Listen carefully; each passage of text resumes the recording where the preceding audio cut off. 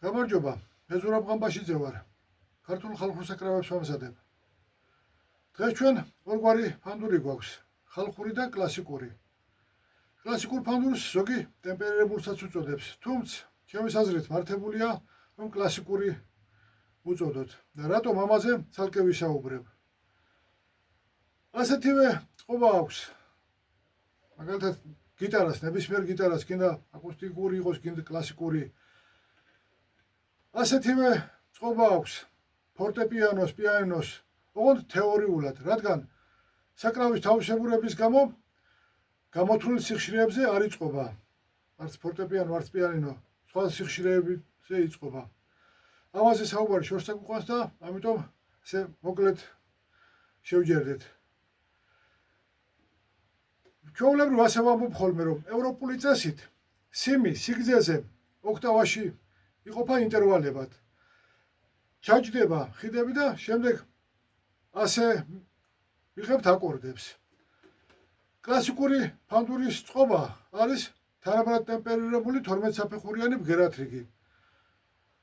თანაბრად ტემპერირებული რას ნიშნავს? ზოგადად ტემპერაცია რას ნიშნავს? ლექსიკონში ასეა განმარტებული. სწორი შეფარდება, თანაშეზომილობა და მოკლედ რო გითხრათ, რას ნიშნავს ეს? ინტერვალები ოქტავაში ზუსტად ერთნაირია, ყველა ინტერვალი ერთნაირია. ეს წყობა ევროპულ მუსიკაში რამოდენიმე ასეული წელია უკვე, რაც დამკვიდრდა, გაბატონდა. მანამდე კი სხვადასხვა ტემპერაციები იყო. ერთი სუფთა წყობა, ასე უწოდეს. სუფთა წყობამდე პითაგორას წყობა იყო ევროპულ მუსიკაში. მაგრამ მრავალხმიანობისთვის ნაკლი აღმოაჩნდა პითაგორას წყობა და ამიტომ შეიმუშავეს სხვა წყობა. მას უწოდეს სუფთა წყობა. სუფთა წყობაში ინტერვალები სხვადასხვა არის. ერთგვაროვანი არ არის, როგორც კლასიკურ წყობაში. მოდი ჯერ ფანდურებს მოგასმენინებთ წყობების სხვაობას და შემდეგ განვაგრძობ საუბარს. დავუკრავ რაღაც მელოდიას, რომ მოისმინოთ, როგორ განსხვავდება ეს წყობები ერთმანეთისგან. სუფთა წყობა, აგერ ფანდურს ხედავთ და კლასიკური წყობა.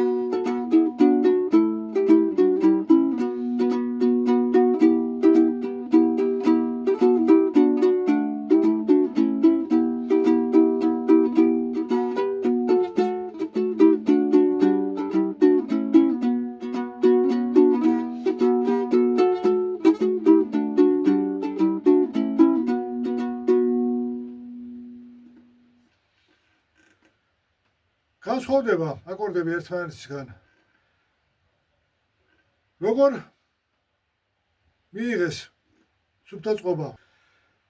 ეს არის ბუნებრივი ინტერვალები. გინდ კლასიკურ ფანდურზე, გინდ სუფთა წყობის ფანდურზე, რადგან ფანდურებზე ვსაუბრობ. ოქტავა ერთ და იგივეა. ჟღერის სიგრძე შუაზე უნდა გავყოთ, ჩავშავთ ხიდს, გინდაც ისე მოვნიშნოთ და ოქტავით მაღალ ბგერას ვიღებთ. ანუ სიხშირე ორმაგდება. მაგალითად, კვინტა რომ მივიღოთ ჟღერის სიგრძე 3 ტოლ ნაწილად უნდა გავყოთ, სათავედან 1/13-ს გადმოვზომავთ. ეს არის 2/13 გვჭება. ეს არის ბუნებრივი კვინტა. სამი 2-თან თანაფარდობა. კვარტა 4 3-თან თანაფარდობაა. დიდი ტერცია 5 4-თან თანაფარდობა, პატარა ტერცია 6 5-თან თანაფარდობა.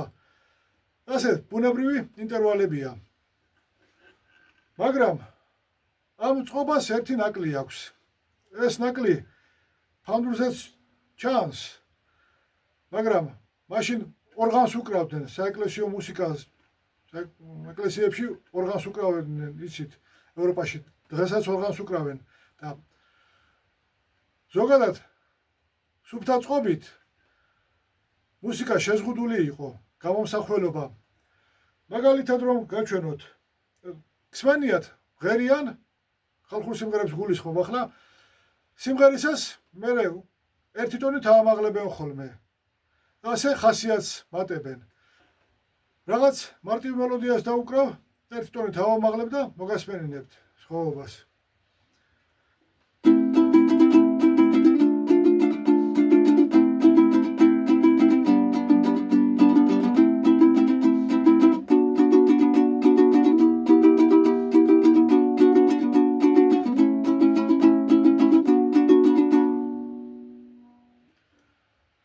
ეს სამხმოვანება უფრო ჰარმონიულია.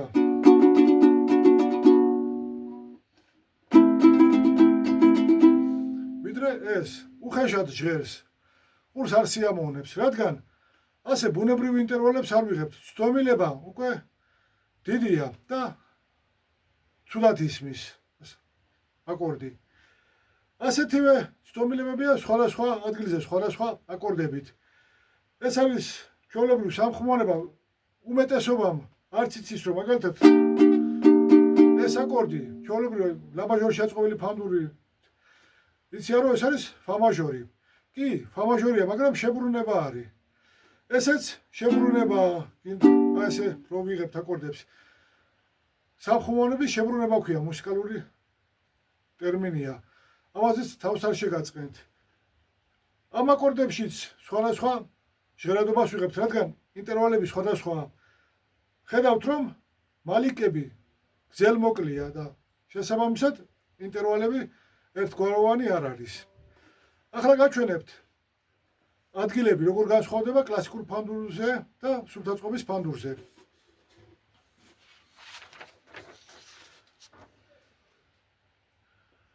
აქეთ სუფთა წყობა, აქეთ კლასიკური წყობა. რიცხვები არის ცდომილება ცენტებში. მაგალითად, პირველი ხიდით 11.4 ცენტს ვიღებთ. სუფთა წყობის ბგერა მაღალია.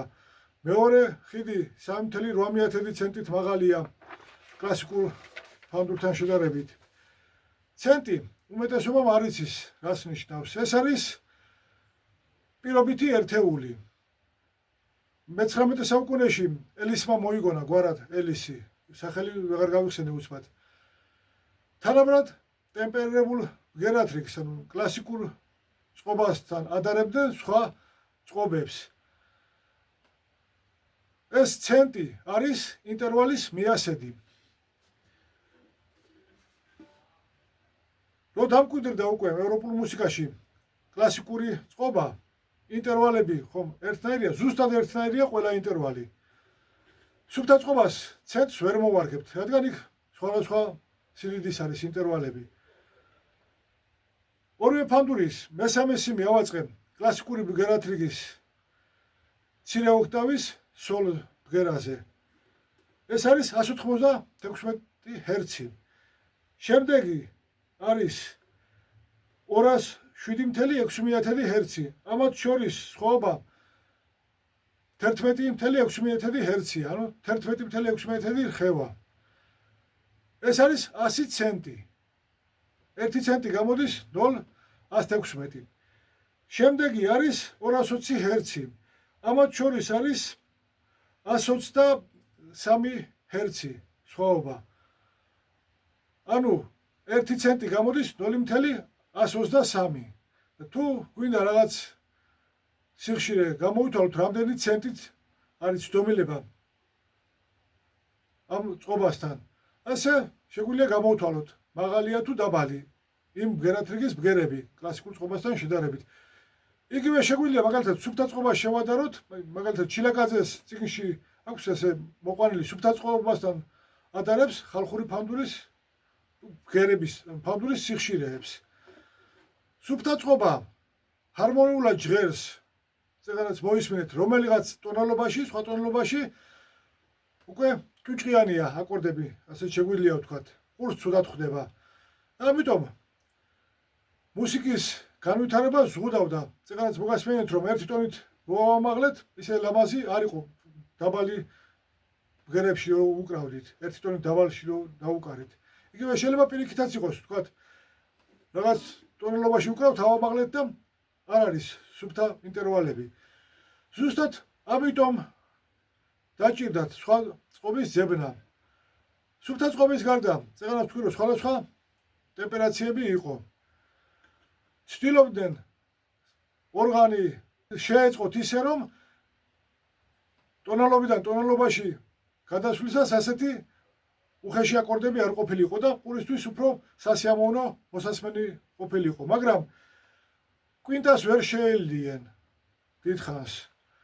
ბუნებრივი კვინტა სასიამოვნოდ ისმის და ამიტომ არ გამოსდიოდათ ის დღევანდელი წყობა, კლასიკური წყობა ვერ მიიღეს. შემდეგ უკვე რომ დაინახეს კლასიკური წყობის უპირატესობა, უკვე მთელი ევროპული მუსიკა, წეგანაც ვთქვი, რომ რამოდენიმე ასეული წელია კლასიკურ ბგერათრიგზე გადასული. მაგალითად, იცით რომ პიანოზე ხომ გინახავთ თეთრი და შავი კლავიშები. მაგალითად, ფა, ძიეზი და სოლ ბემოლი ერთ და იგივეა პიანინოზე, ფორტეპიანოზე. სინამდვილეში კი სხვადასხვა ბგერა არის. და ამიტომ რთულდებოდა საკრავი რომ ასე გაეკეთებინათ ყველა ტონალობაში რომ ის სუფთა ბგერათრიგი მიეღოთ. ძალიან გართულდებოდა. ბევრი კლავიში უწევდა ოქტავაში. მე მგონი 85 კლავიშამდე უწევდა მხოლოდ ერთ ოქტავაში. ამიტომ ძალიან რთული იქნებოდა ასეთ საკრავზე დაკვრა.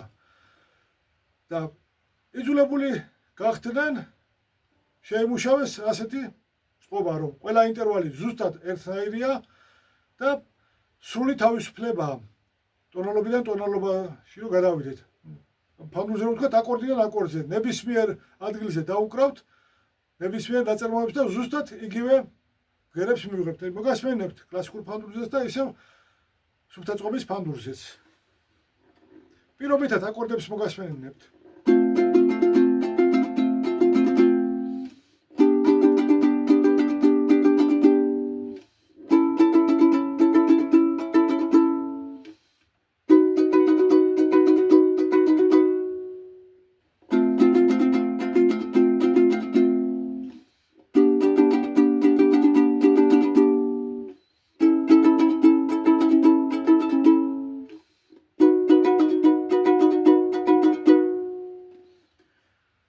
გესმით რომ სულ სხვადასხვანაირად ჭერს აკორდები. ამიტომ თუნდაც ფანდური შეზღუდული არის. თუ კი მაგალითად ზოგი თუ შურ აკორდს უწოდებს, ზოგი თუ მაგალითად ჩვეულებრივ ვიციან რომ ეს დო ძიეზ მინორს ამბობს ზოგი, მაგრამ სინამდვილეში ეს არის კვინტ აკორდი, რადგან მაჟორ მინორის განსაზღვრელი ტერცია არ გვაქვს. ეს ორი სიმი უნისონშია. ეს კვინტაა. უნისონის კვინტა არის და ამიტომ კვინტ აკორდია. აქ ძალიან ჰარმონიულად ისმის აკორდი. სხვაგან კი ისეთი ლამაზი აღარ არის. ამიტომ შეზღუდული ვართ. მხოლოდ ამ ტონალობაში ვიმღერებთ, ან შეგვიძლია კვინტ ოქტავაშიც ვიმღეროთ, მაგალითად. უფრო კარგად რომ შევადაროთ, აკორდიდან მოგასმენებთ, კვინტ ოქტავას არ ავიღებ.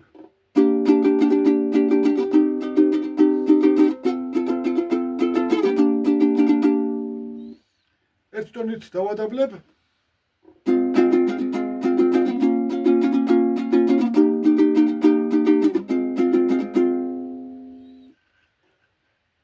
ისევ და მე ერთი ტონით ავამაღლებ.